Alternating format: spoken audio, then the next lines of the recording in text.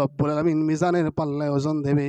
যদি সুন্দর আচরণটা ভারী হয়ে যায়, ও রব্বুল আলামিন মাফ করে তাকে জান্নাতিবাসী করে দেয়। এজন্য সুন্দর আচরণ, সুন্দর ব্যবহার করতে হবে মানুষদের সাথে। কিছু মানুষের বয়স দেখবেন 50, 60, 70, 80 হয়ে গিয়েছে, কিন্তু পরিবর্তন হইতে পারে নাই।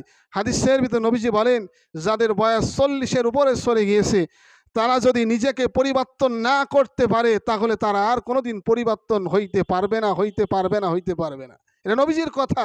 আপনি বিশ্বাস করেন না করেন সেটা আপনার ব্যাপার। কিন্তু যাদের বয়স 40-এর উপরে চলে গিয়েছে, তারা যদি নিজের মিজাজকে, তাদের জীবনটাকে কন্ট্রোল না করতে পারে, সুন্দর আচরণ না করতে পারে, তাহলে এইসব মানুষই থাকে, কিন্তু প্রকৃতপক্ষে আল্লাহর গোলাম হইতে পারে নাই। কথা ঠিক কিনা? এজন্য সুন্দর আচরণ করবেন, মানুষদের সাথে সুন্দর ব্যবহার করবেন।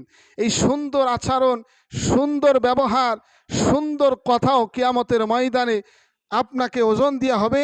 এই ওজনটা, এই পাল্লাটা যদি ভারী হয়ে যায়, নবীজি হাদিসের ভিতরে বলেন, কাল কিয়ামতের ময়দানে এই সুন্দর কথাটাও ওই ব্যক্তিকে জান্নাতের দরজায় পৌঁছায় দেয়।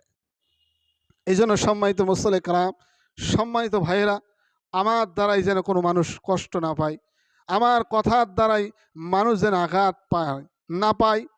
মানুষকে লাঠি দিয়ে পিটাইলে, ঘুষি দিলে, থাপ্পড় দিলে যেই পরিমাণ কষ্ট পায়, যেই পরিমাণ আঘাত পায়, এর থেকে 10 গুণ, এর থেকে মারাত্মক কষ্ট পায় মানুষের কথার দ্বারাই। কথা ঠিক কিনা? একজন মানুষের কথার দ্বারাই মানুষের অন্তরকে, মানুষের দিলকে চূর্ণ বিচূর্ণ করে দিতে পারে। একজন মানুষের কথার দ্বারাই মানুষ পরিবর্তন হইতে পারে। একজন মানুষের কথার দ্বারাই একজন মানুষ নিজের জীবনকে বদলাইতে পারে। সুতরাং পায়ে ধরি, হাতে ধরি ভাই, জীবনটাকে একটু পরিবর্তন করেন, মৃত্যুর কথা স্মরণ করেন, কবরের কথা স্মরণ করেন, যে আমাদের প্রত্যেকের মৃত্যুবরণ করতে হবে। আমিও মরবো, আপনিও মরবেন, কেউ পৃথিবীতে থাকতে পারবে না, এটাই বাস্তব। কথা ঠিক কিনা? আমাদের মনের ভিতরে এত অহংকার, আমাদের মনের ভিতরে এত দিমাগ, কিছু অর্থ সম্পদ, কিছু মাল হলে কত দিমাগ, কত অহংকার জেগে ওঠে। একটু চিন্তা করি, যদি আমরা একটু ভাবি যে আমরা পৃথিবীতে যেদিন এসেছিলাম, সেদিনও মানুষের অনুগ্রহ, মানুষের দয়া ছাড়া আমাদের শরীরে কাপড় পরিধান করতে পারি নাই। কথা ঠিক কিনা? সুতরাং আল্লাহ বুঝাইতে চাই, বান্দা, তোমার এত দেমাগ, তোমার এত অহংকার, তোমার এত গৌরব কোথা থেকে আসে? তুমি যেদিন পৃথিবীতে এসেছো, সেদিনও তুমি মানুষের সহযোগিতা ছাড়া চলতে পারে নাও।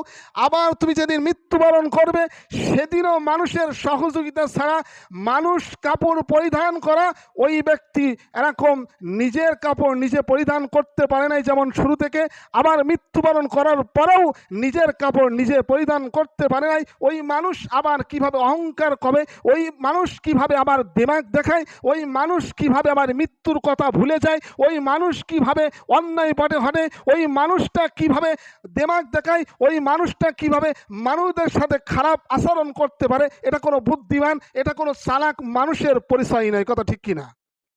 এজন্য চালাক মানুষ তারাই, বুদ্ধিমান মানুষ তারাই, জ্ঞানী মানুষ তারাই, যে আমার কথার দ্বারাই, আমার কাজের দ্বারাই কোনো মানুষ যেন কষ্ট না পায়। এটাই হইতেছে বুদ্ধিমানের